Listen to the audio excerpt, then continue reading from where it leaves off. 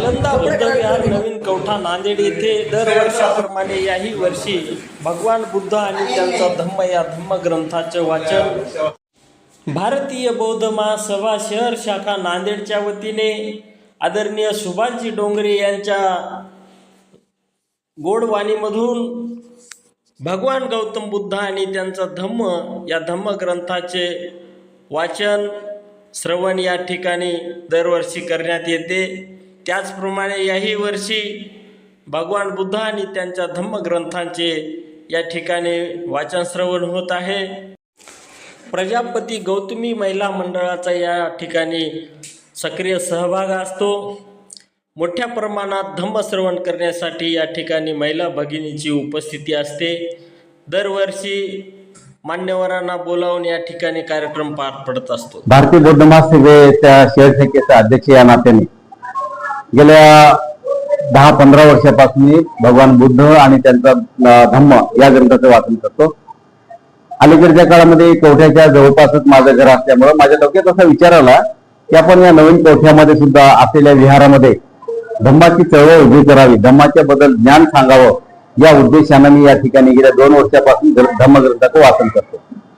आता या ठिकाणच्या उपासिका उपासक दिवसभर काम करतात, काबाड कष्ट करतात आणि त्यांना धम्मग्रंथाची ओढ लागावी। त्यांच्या आयुष्यामध्ये कदाचित शिक्षण न घेतल्यामुळे त्यांच्या आयुष्यामध्ये काबाड कष्ट करण्याची वेळ आलेली आहे, पण त्यांना या वयामध्ये धम्माचं जर आपण ज्ञान दिलं तर निश्चितपणे ते आत्मसात करतील, धम्माप्रमाणे वागण्याचा प्रयत्न करतील। त्यांच्या घरामध्ये सुख समृद्धी शांती याचा नक्कीच वावर होईल। हे सगळं होण्याच्या पाठीमागे केवळ आणि केवळ धम्मग्रंथ आहे। भगवान बुद्धांनी सांगितले, जो माणूस धम्माच्या मार्गाने जातो त्याची उन्नती होते, जो माणूस धम्माच्या मार्गावर आरूढ आहे त्याची प्रगती होते। आणि याच उद्देशाने, या उदात्त अशा उद्देशाने या नवीन कवठा या भागामध्ये भगवान बुद्ध आणि त्यांचा धम्म या ग्रंथाचं मी पठण करतो। हा ग्रंथ ऐकण्यासाठी या परिसरातल्या उपासिका अत्यंत तन्मयतेने येतात, वेळातला वेळ काढून या ठिकाणी येतात, धम्म ग्रंथावर ते श्रवण करतात। आणि आता मला असा रिझल्ट पाहायला मिळाला सर की आम्ही त्यांना जर आउटपुट दिलं, इनपुट दिलं तर आउटपुट निश्चित अशा प्रकारचे येऊ शकते।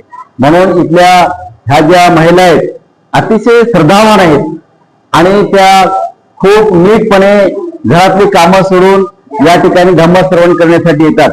जेव्हा ते या ठिकाणी धम्मश्रवण करतात त्यांच्या चेहऱ्यावरचा आनंद बघून मी पण खूप आनंदित होतो। मला असं मनोमन वाटायला लागते की आपण जो काही धम्म सांगतो भगवान बुद्धाचा, जे काही त्रिरत्न आहेत बुद्ध धम्म आणि संघ, या अनुषंगानं या पुस्तकाच्या माध्यमातून इथल्या लोकांना मी धम्मग्रंथाच्या प्रवाहामध्ये आणण्याचा प्रयत्न करतो। आणि इथल्या उपासिका खूप धार्मिक आहेत, त्या सद्वर्तनी आहेत, त्या सगळ्या प्रकारच्या शिलांचं पालन करून हा ग्रंथ हे श्रवण करतात आणि त्यांच्या आयुष्यामध्ये सुख समृद्धीची सुरुवात करतात। हे खूप माझ्यासाठी महत्वाचं आहे। या एवढ्या शहराच्या जवळ असून हे विहार, या विहारामध्ये गेल्या 22 वर्षापासून सार्वत्रिकरित्या या धम्मग्रंथाचं वाचन झालं नाही आणि या उपासकांच्या श्रद्धेमुळे मला ते वाचन करण्याची संधी मिळाली। आणि याच्याबद्दल मला या कवठा नगरी यांचं खरंच मनापासून आभार मानावं वाटते। तर यांच्यामुळे माझा पण हा 1 तास धम्ममय होतो, मी पण तल्लीन होतो आणि माझ्या सहित ते आणि त्यांच्या सहित मी आम्ही धम्माच्या वाटेनं चालण्याचा प्रयत्न करतो। अजून गोडी लागावी, छोट्या लेकरांना पण गोडी लागावी यासाठी आम्ही मधून श्रीरामाचा कार्यक्रम करतो। आज हे असल्यामुळे विहारात तर मावलेच नाहीत, पण विहाराच्या अंगणामध्ये सुद्धा आज आमच्याकडे श्रद्धावान उपासकांची मोठी गर्दी होती। आणि एका अर्थाने चांगलं आहे की कोणाच्या माध्यमातून होईना आमचा समाज, बौद्ध समाज, बौद्ध उपासक उपासिका धम्माच्या मार्गावर आरूढ आहेत, याचं मला खूप मोठं समाधान आहे। आणि याच्यासाठी आम्ही या ठिकाणी धम्मग्रंथाचं वाचन करतो आणि खीरदानाचा पण कार्यक्रम या ठिकाणी केलेला आहे। मी सर गेल्या 10 वर्षापासून वाचतो, पण या नगरामध्ये जेवढा महिलांचा मला सहभाग मिळतो, जवळपास 40 ते 50 महिला नियमितपणे 40 ते 50 महिला या ठिकाणी उपस्थित राहतात। पुरुष त्या मानाने थोडेसे कमीच असतात। आणि मला पण हे कळालं किंवा ज्या घरामध्ये महिलांच्या मध्ये धम्म रुजतो त्या घरामध्ये हा धम्म निश्चितपणे रुजत असतो, याची जाणीव झाली। आणि मला मनस्वी आनंद आहे की महिलाच ऐकलं पाहिजे आणि महिला ऐकायला या ठिकाणी येतात, याचा मला वेगळ्या प्रकारचा आनंद या ठिकाणी नक्कीच प्रत्ययास येतो। अतिशय महत्वाचा प्रश्न तुम्ही या ठिकाणी विचारलात. गेले 30-32 वर्षापासून मी शिक्षकी पेशामध्ये आहे. ग्रामीण भाग असो, शहरी भाग असो, जो आपल्या काळामध्ये शिक्षणाच्या बद्दल ओढ होती, आवड होती, कष्ट घेण्याची जिद्द होती, ती आजच्या मुलांच्या मध्ये, मुलींच्या मध्ये निश्चितपणे ती तडफ आपल्याला आज दिसत नाही. याला वेगवेगळ्या प्रकारची कारणं आहेत. एक तर मला वाटतं अलीकडच्या काळामध्ये सोशल मीडिया असेल, घरी पालकांचा कदाचित त्यांना तेवढा मार्गदर्शन नसेल, किंवा शाळांमधून त्यांना तेवढं अभ्यास व्यवस्थित मिळत नसेल. अशा अनेक कारणामुळे आज आमचा विद्यार्थी ज्या मार्गावर राहायला पाहिजे त्या मार्गावर निश्चितपणे राहिलेला नाही. आणि याला खूप सारी कारणं आहेत, आताच मगाशी सांगल्यामुळे. आणि पुन्हा एकदा आमचा समाज शिक्षणाच्या माध्यमाशिवाय आमची कुठलीही प्रगती होऊ शकत नाही. बाबासाहेबांनी ज्या प्रकारे शिक्षणाचं महत्व सांगितले तेच महत्व पुन्हा एकदा मोठ्या आवाजामध्ये, मोठ्या जिद्दीनं, मोठ्या चिकाटीनं आमच्या समाजामध्ये शिक्षणाची संकल्पना रुजवणं अतिशय महत्वाचे आहे. जोपर्यंत आमच्यामध्ये शिक्षणाची संकल्पना दृढ होत नाही, रुजल्या जात नाही, तोपर्यंत आमचा मनावा तेवढा विकास होत नाही. आणि म्हणून बाबासाहेबांना अख्खं जीवन शिक्षणामध्ये व्यतीत केलेलं आहे. आणि मी तुमच्या चॅनलच्या माध्यमातून सगळ्यांना आव्हान करेल, पुन्हा एकदा शिका, संघटित व्हा आणि संघर्ष करा. याच्याशिवाय आपल्या पुढे कुठलाही मार्ग नाहीये. आणि म्हणून माझ्या उपासिकांना हा जोडून विनंती आहे की आपल्या लेकरावर चांगले संस्कार टाका. त्याच्यासाठी जो धम्माच्या मार्गावर आहे तो निश्चितपणे शिक्षणाच्या मार्गावर राहू शकते. म्हणून या विहारामध्ये सर उपासिका ते येतात, त्यांच्यासोबत अशा प्रकारचे तरुण मुलं पण आहेत.